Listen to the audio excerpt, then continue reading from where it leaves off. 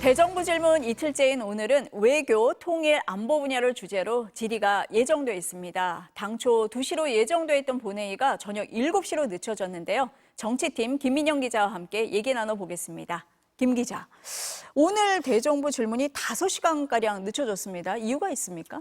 예, 일단 발단은 조태열 외교부 장관과 김용현 국방부 장관이 서울에서 열리는 국제회의에 참석한다는 이유로 불참한 것으로 그 소식이 알려지면서 불거졌는데요. 네. 당초에 오늘 대정부 질문의 우선 참석 대상은 한덕수 국무총리와 외교부 장관, 통일부 장관, 또 국방부 장관입니다. 그런데 이 외교부 장관과 국방부 장관이 불참을 언제 통보했느냐, 또 사전 승인을 받았느냐 여부를 놓고 오늘 여야가 오전에 공방을 벌였는데요.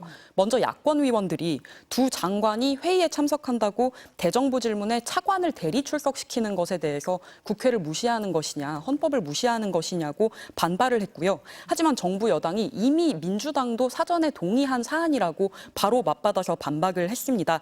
심지어 확인서까지 공개를 했는데요. 우선 사실관계를 따져보면요. 오늘 두 장관이 서울 소공동에서 열리는 2024 제2차 인공지능의 책임 있는 군사적 이용에 관한 고위급 회의에 참석을 합니다. 이 회의가요, 우리나라와 네덜란드 정부가 지난해에 네덜란드 헤이그에서 처음 1차 회의를 열고 오늘 이제 이틀에 걸쳐서 어제 오늘 이틀에 걸쳐서 회의를 소공동에서 여는 겁니다. 이 회의는 외교부 설명을 보면 외교부와 국방부가 공동으로 주관을 하는 행사고요. 또 90여 개국 정부 대표단과 각국의 이 30여 개국에 달하는 외교 국방 장차관급들이 참석하는 행사라고 설명이 나와 있습니다. 그래서 조 장관의 경우에는 오늘 이제 두 번째 날인데 장관급 오찬이 예정이 돼 있고 또 폐회식에 참석해야 되고 이후에도 양자 대화가 예정이 돼 있어서 대정부 질문이 오후 2시에 열리면 참석하기 어렵다는 겁니다. 또 김용현 국방부 장관도 마찬가지인데요. 똑같이 이 고위급 회의에 참석을 하고요. 또 한 유엔사 회원국 국방장관 회의와 이후에 만찬이 예정돼 있어서 대정부 질문 2시에는 참석할 수 없다는 겁니다. 이제 야권 의원들은 처음에 이걸 전날 통보를 받았다고 회견을 하기도 했었는데요. 정부 여당이 두 장관이 이미 미리 전달한 정당한 불출석 사유서를 양당에 제출을 했고 또 이미 여야 원내대표 직인이 찍힌 확인을 받았다고 바로 반박을 했습니다. 자세한 내용을 살펴보면 외교부의 경우에는 국민의힘 설명에 따르면요. 지난달 30일에 이미 민주당에 이 양해 확인서를 냈고 이후에 민주당이 원내대표 명의로 직인을 찍은 뒤에 국민의힘이 거기에 대해서도 직인을 찍고 그게 이제 외교부로 전달이 됐다는 겁니다. 예, 그리고 국방부도 장관 대신에 차관이 대리로 출석을 하도록 여야 원내대표실과 또 의장실에 이제 김 장관이 임명되기 전후인 5일 또 6일에 양해서를 냈고 어제 승인을 받았다는 입장입니다. 이런 상황에서 민주당이 대정부 질문 시간을 저녁으로 늦춰달라고 일단 요구를 했고요. 이 대정부 질문이 국민을 대신해서 국무총리와 또 장관을 대상으로 각종 국정 현안에 대해서 분야별로 이제 오늘이 둘째 날인데 나흘 동안 질문을 실시를 합니다. 그래서 국민을 대신해서 물어봐야 하는데 장관이 없으면 안 되니까 출석을 해달라고 내부에 반발이 있었고요. 그래서 이 상황에서 당초에는 파행 가능성도 점쳐졌는데요. 일단은 국민의힘이 민주당 요구를 받아들이는 걸로 결론이 나면서 대정부 질문 시각이 저녁 7시로 늦춰진 겁니다.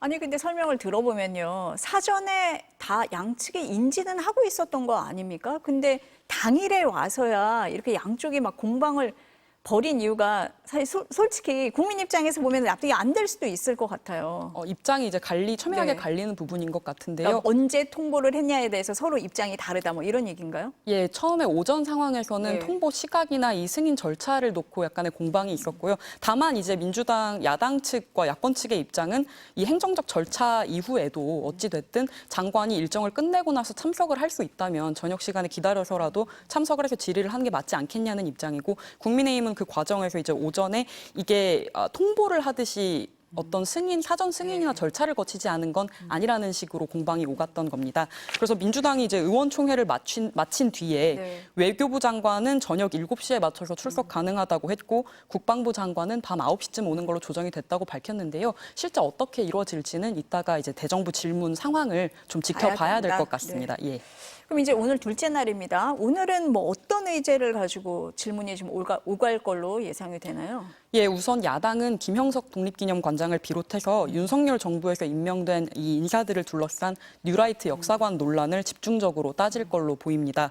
또 윤석열 대통령의 8.15 경축사, 또 이 한일 역사관에 대한 이 정부의 인식을 집중적으로 캐 물을 걸로 보이고요. 네. 또 사도광산 유네스코 세계유산 등재 이슈 등 이 한일 관계에 관련한 윤석열 정부의 대처 등을 따지겠다고 야권은 벼르고 있는 상황입니다. 경색된 남북 관계를 두고도 여야 공방이 치열할 전망인데요. 우선 여당은 이 북한에 잇따른 오물풍선 살포를 문제로 지적을 하고요. 또 남북 관계에 있어서 이 남북 관계가 단절됐다는 책임, 대화가 끊겼다는 책임을 네. 지난 정부에 우선 물을 걸로 보입니다. 또 후쿠시마 오염수 방류 문제에 대해서도 여당이 민주당의 공세를 괴담 정치로 네. 그동안 규정을 해온 만큼 오늘 이 대정부 질문에서도 방어에 나설 전망입니다.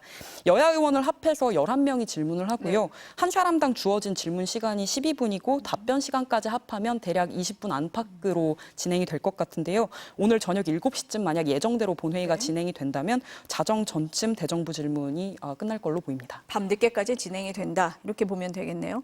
뭐 오늘 의제도 의제입니다만 지금 최대 화두가 추석 연휴를 앞두고 의료 공백 문제잖아요. 여야가 만났습니다. 그래서 의료계를 설득하자. 여기까지는 합의가 됐어요. 근데 이걸 넘지 못하고 있거든요. 가장 큰 걸림돌 뭐라고 봐야 될까요? 예, 일단 우선 오늘 오전까지의 여당 입장은 굉장히 확고했습니다. 일단 이미 내년도 대학 입시 수시 절차가 시작이 된 상황이고 그렇기 때문에 2025학년도, 그러니까 내년도 의대 정원 재논의는 불가하다는 입장을 맞다. 밝혔었는데요. 네. 대신에 이제 내후년, 그러니까 2026년도 의대 정원은 원점에서 재논의가 가능하다는 입장을 거듭 밝혀왔습니다. 다만 이제 의료계는 내년도와 내후년도 증원 백지화를 우선 대화 조건의 그 전제로 걸고 있기 때문에 사실상 이 정부 여당과 의료계의 입장이 이렇게 평행선을 달린다면 의료계가 협의체 구성에 참여하는 것이 사실 쉽지만은 않아 보입니다. 그러게요. 예, 그래서 오늘 오전에도 사실 국민의힘 추경호 원내대표가 당 최고위원회의에서 당 원내대책회의에서 의료계를 향해서 전향적으로 협의체에 참여해달라고 촉구를 했는데요. 오늘 또 집단 사직에 동참하지 않은 의사들의 신상이 공개된 그 명단, 이른바 블랙리스트를 두고도 정부의 엄정한 대응이 필요하다고 발언 수위를 좀 높이기도 했습니다. 네. 야당에서는 이제 윤석열 대통령의 사과, 또 보건복지부 장차관을 경질해야 된다고 요구하는 목소리도 나오고 있는데요. 여기에 대해서도 지금은 의료계와 소통할 때지 사과나 책임 또 인사 조치를 거론할 때는 아니라고 우선 선을 그은 상황입니다. 그래서 상황을 보면 여야정 협의체 구성까지는 합의가 이루어졌고 또 공동으로 다양하게 물밑 접촉을 하겠다고 의장과 여야 원내대표 회동을 마친 뒤에 입장도 나오기도 했는데요. 추석 전까지 다만 의료계를 포함한 어떤 협의체가 출범할지는 아직 미지수고요.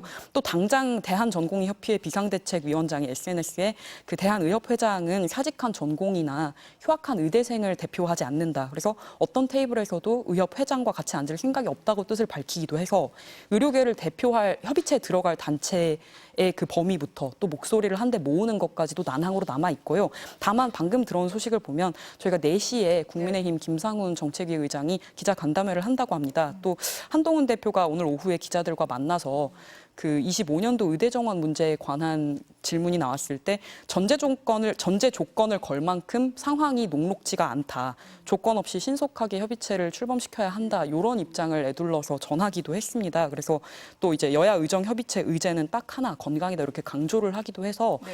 이 여당 내에서의 어떤 기류 변화가 있을지 입장 변화가 있을지는 좀 지켜봐야 될 것 같습니다. 마지막으로 짧게 하나 여쭤볼게요. 대정부 질문 마지막 날 목요일에 민주당이 김건희 여사 특검법을 본회의에 상정하겠다 이런 입장을 밝혔는데요. 어떻습니까, 전망이?